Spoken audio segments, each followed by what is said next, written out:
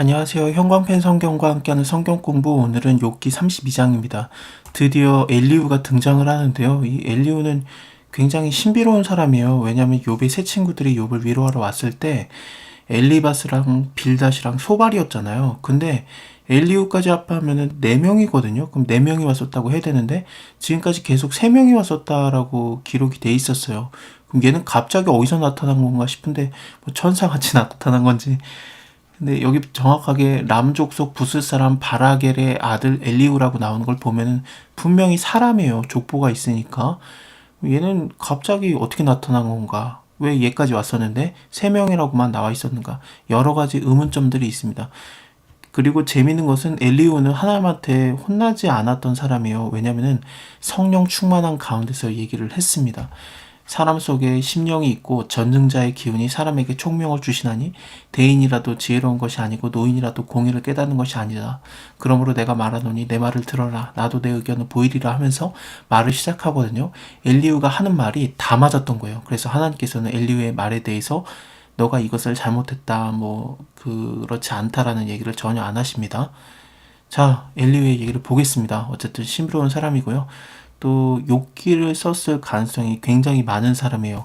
욥기의 저자가 욥이 썼느냐 아니면은 엘리후가 썼느냐 다른 사람이 썼느냐 여러 가지 말이 많은데 욥이 사단과 하나님의 처음에 그 대화를 알지 못했을 거라고 생각을 하고 있어요. 엘리후가 썼는가 가능성이 제일 많아요. 왜냐하면 친구들의 대화와 하나님이 나타나셨을 때의 말들과 그리고 욥의 말을 정확하게 다 기억하고 있으려면은 이 현장에 있어야 되는 사람이어야 되거든요. 그러면 엘리후일 가능성이 있는 거죠.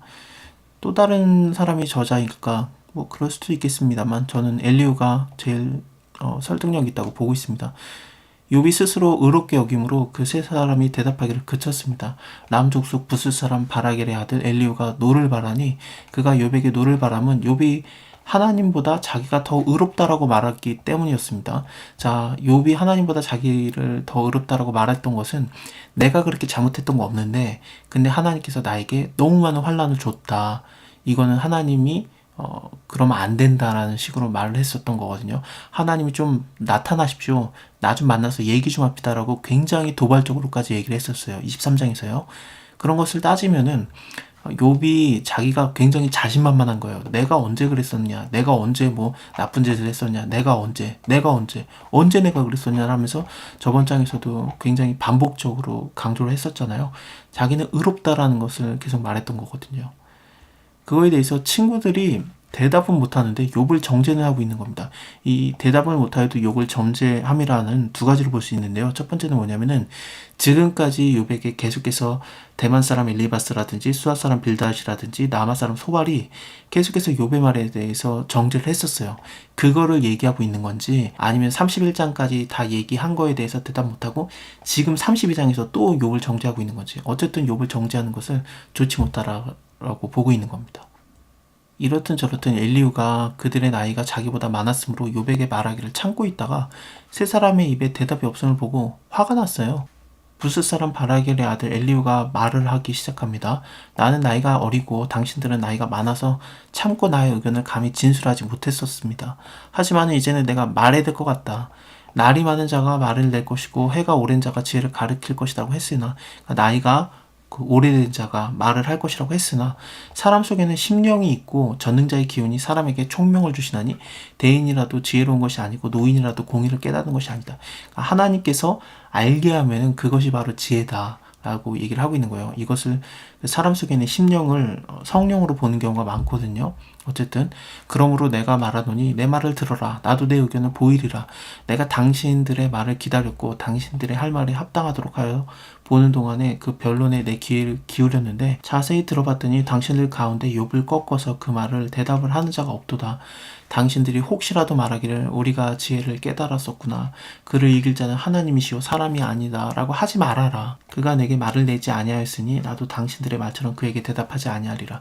이거는 당신들의 그런 논리적인 방법, 그런 지혜의 방법으로 내가 말하지 않겠다. 나는 다르게 말하겠다. 그런 뉘앙스입니다. 그들이 놀라서 다시 대답하지 못하니 할 말이 없음이로구나. 그들이 말이 없어서 가만히 서서 다시 대답하지 아니한즉 내가 어찌 더 기다리겠느냐. 나도 좀 말해야 되겠다. 내가 내 본분대로 대답하고 나도 내 의향을 보여주겠다. 내게 말이 가득하고 내 심령이 나를 강박함이라. 보라 내 가슴은 봉한 포도주 같고 새 가죽 부대가 터짐같이 되었구나. 내가 말을 발하여야 시원할 것이라. 내 입을 열어서 대답하리라. 나는 결코 사람의 얼굴을 보지 아니하며 사람에게 아첨하지 않는다. 이는 아첨할 줄 알지도 못한다. 만일에 내가 아첨하는 사람이면 나를 지으신 자가 나를 속히 죽이셨으면 좋겠다. 취하시리로다. 너네의 그 말했던 논리로 말하는 것이 아니라 하나님의 심령을 갖고 말하는 것이다 라는 식으로 얘기를 하고 있는 겁니다. 그래서 내 심령이 나를 강박해가지고 내가 말을 꼭 해야 되겠다. 그래야 시원하리라. 내가 입을 열어서 대답하리라. 자, 다음 장에 엘리후의 본격적인 얘기가 시작이 됩니다. 감사합니다. 다음에 뵐게요.